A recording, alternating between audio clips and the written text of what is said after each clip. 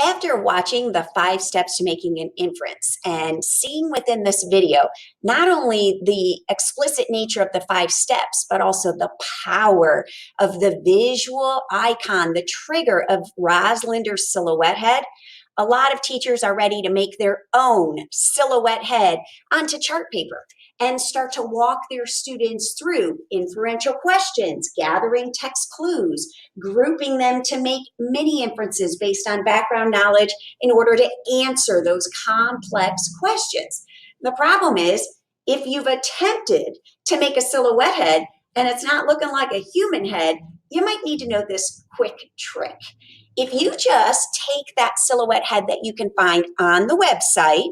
click on it, and then project it onto your whiteboard, grab a piece of chart paper and trace the image that's projected. Now you have something that looks just like the Black Line Master you can download off our website, and it looks like a human head.